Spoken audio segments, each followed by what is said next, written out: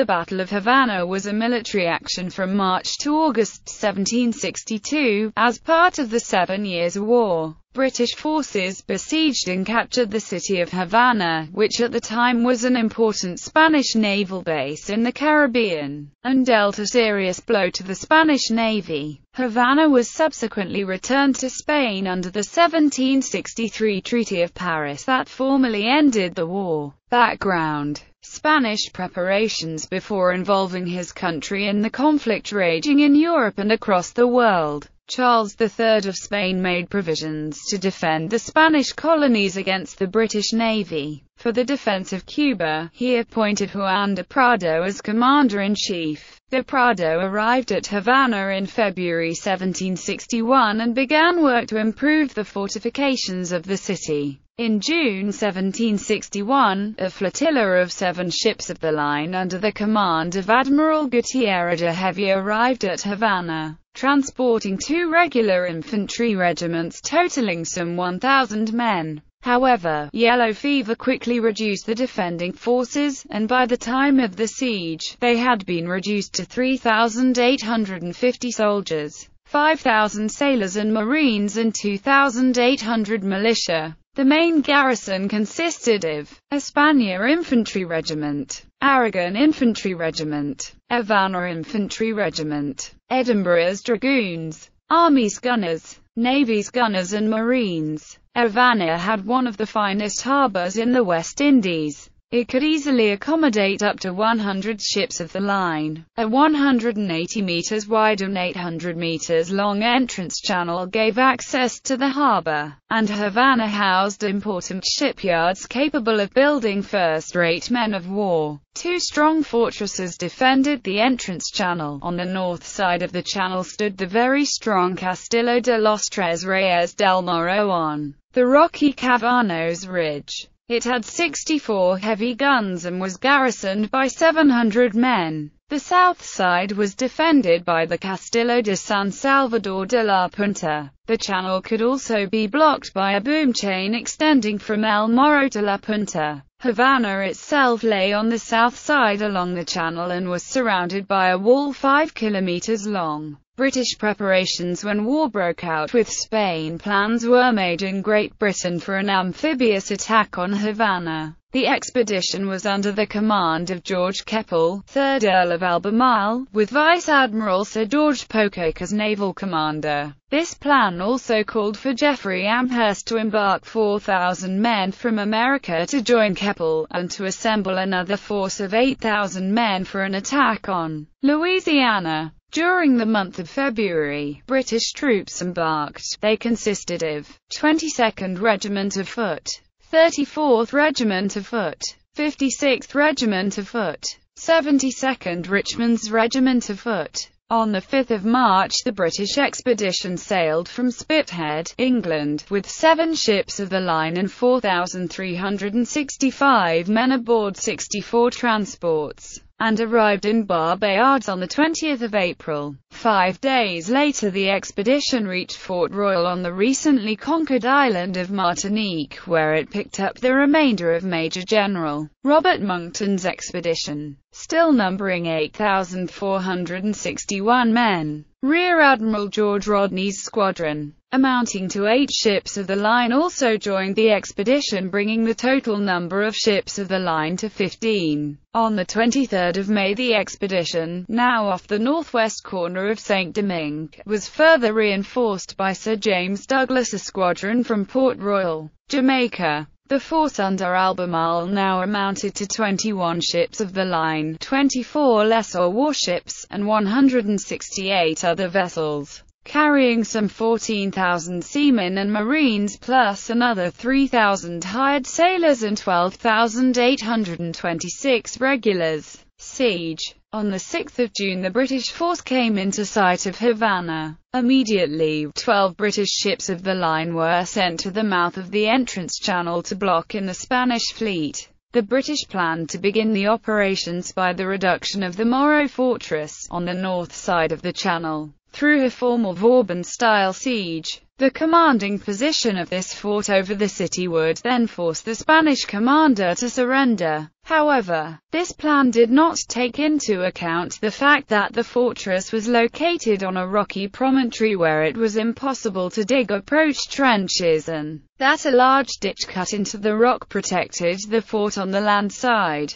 The Spanish force under Prado and Admiral Hevier, surprised by the size of the attacking force, adopted a delaying defensive strategy, hoping for a relief force or for an epidemic of yellow fever among the besiegers or for a hurricane destroying the British fleet. Accordingly, the Spanish fleet was kept in the harbour while its sailors, gunners and marines were sent to garrison the fortresses of Morrow and Punta, which were placed under the command of naval officers. Most of the shot and powder of the fleet as well as its best guns were also transferred to these two fortresses. Meanwhile, regular troops were assigned to the defense of the city. The channel entrance was immediately closed with the boom chain. Furthermore, 3 ships of the line, Europa and Neptuno, were selected among the fleet for their poor condition and sunk behind the boom chain. Realizing the importance of the Morrow, the Spanish commanders gave it top priority. On the 7th of June the British troops were landed northeast of Havana, and began advancing west the next day. They met a militia party that was easily pushed back. By the end of the day, British infantry had reached the vicinity of Havana. The defense of the Morrow was assigned to Luis Vicente de Velasco Ayala, a naval officer, who immediately took measures to prepare and provision the fortress for a siege. Siege of El Morro. On the 11th of June, a British party stormed a detached redoubt on the Calvados Heights. Only then did the British command realize how strong the Morrow was, surrounded by brushwood and protected by a large ditch. With the arrival of their siege train the next day, the British began erecting batteries among the trees on La Cabana Hill overlooking the Morro higher as well as the city and the bay. Surprisingly, this hill had been left undefended by the Spanish army despite its well-known strategic importance. The King of Spain had even instructed Prado to fortify this hill, a task that he considered the most urgent among those confided to his commander. On the 13th of June, a British detachment landed at Torreon de la Chorrera, on the west side of the harbour. Meanwhile, Colonel Patrick McKellar, an engineer, was overseeing the construction of the siege works against the Morrow. Since digging trenches was impossible, he resolved to erect breastworks instead. He planned to mine towards a bastion of the Morrow once his siege works would have reached the ditch, and to create a runway across this ditch with the rubble produced by his mining activities.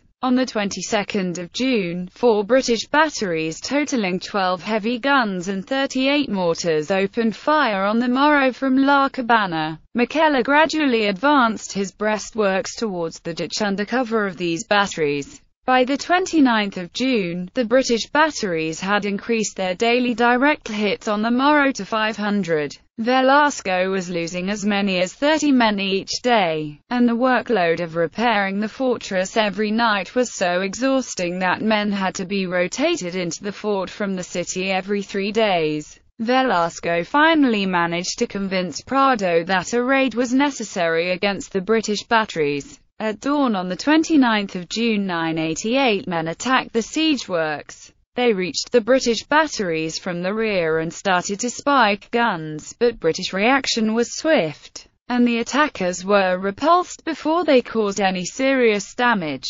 On the 1st of July, the British launched a combined land and naval attack on the Morrow. The fleet detached 4 ships of the line for this purpose. HMS Stirling Castle, HMS Dragon, HMS Marlborough and HMS Cambridge. The naval and land artilleries simultaneously opened fire on the Morrow. However, naval guns were ineffective, the fort being located too high. Meanwhile, the bombardment by the land artillery was far more effective. By the end of the day, only 3 Spanish guns were still effective on the side of the Morrow facing the British batteries. On the 2nd of July, the British breastworks around the Morrow caught fire and the batteries were burned down, destroying the product of much of the work undertaken since mid-June. Velasco immediately capitalized on this event, remounting many guns and repairing breaches in the fortifications of the Morrow. Since its arrival at Havana, the British Army had heavily suffered from yellow fever. It was now at half strength. Since the hurricane season was approaching, Albemarle was now engaged in a race against time. He ordered the batteries to be rebuilt with the help of men of the fleet.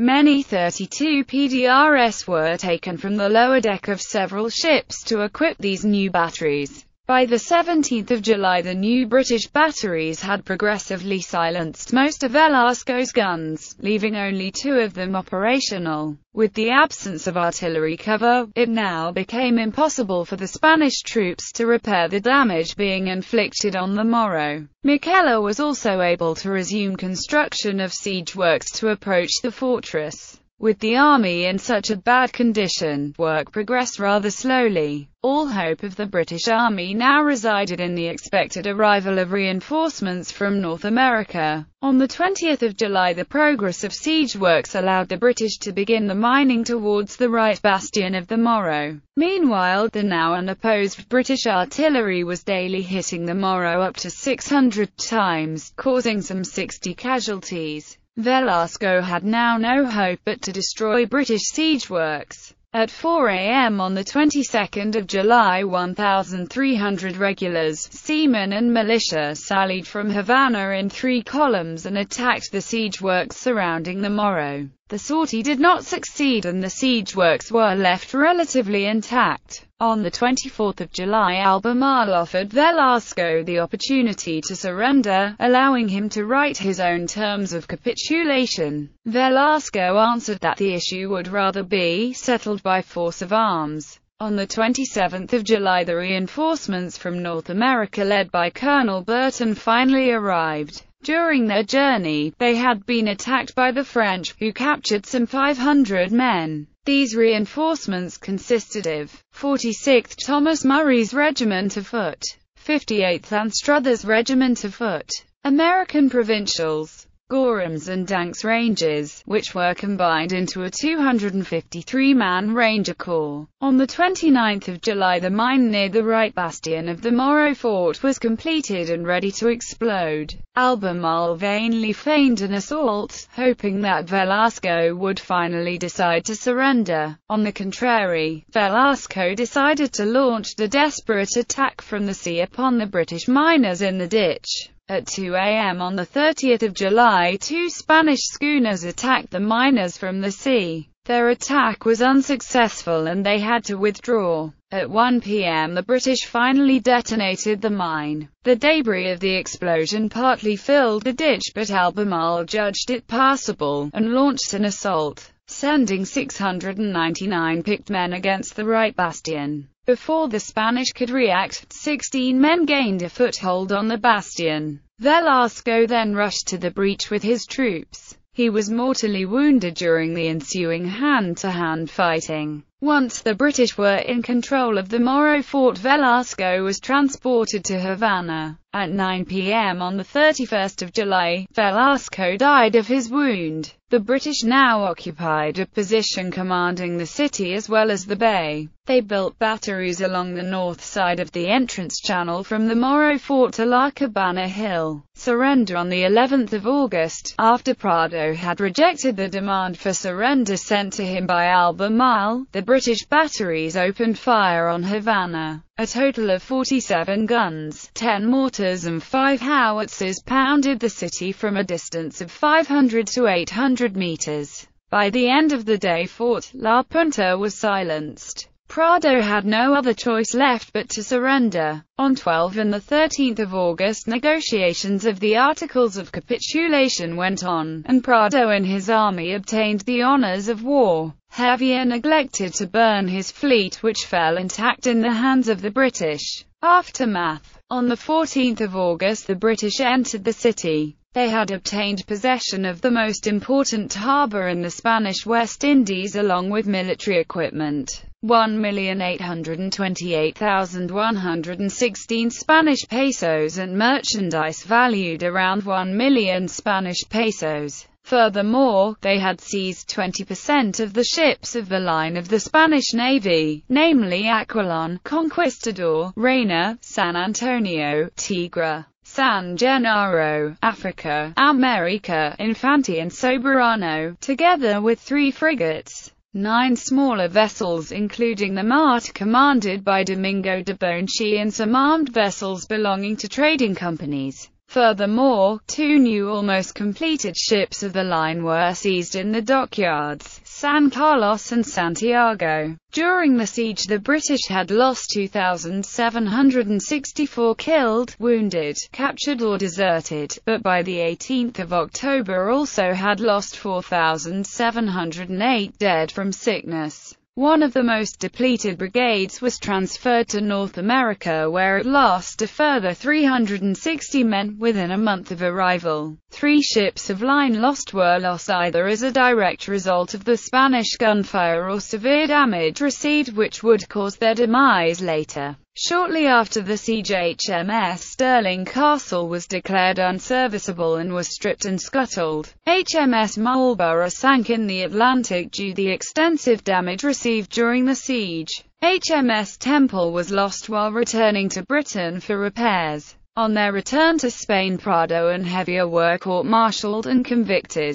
The loss of Havana and western Cuba was a serious blow to Spain. Not only were the financial losses considerable, the loss in prestige was even greater. This defeat, together with the conquest of Manila by the British 1.5 months later, meant the loss of both the capitals of the Spanish West Indies and the Spanish East Indies. This confirmed British naval supremacy, and showed the fragility of the Spanish Empire. Just as the earlier War of Jenkins' Ear had forced the British government into a thorough review of its military, this war forced the Spanish government into undertaking a similar process. Havana and Manila were returned to Spain as a result of the 1763 Treaty of Paris. But Spain was required to cede Florida and Minorca to Great Britain and pay the Manila ransom. Spain received French Louisiana as a payment for intervening in the war on the side of the French and as compensation for having lost Florida. Gallery. Numerous paintings and drawings of the battle were made, notably by Dominic Serres. The landing, the 7th of June. Landing cannon and stores, the 30th of June. Approach of British forces before Morrow Castle. Storming of Morrow Castle, the 30th of July. Taking the town, the 14th of August. Plan of Havana and its environs. Bombardment of the Morrow Castle, Havana, the 1st of July 1762 by Richard Patton. Bombardment of the Morrow Castle.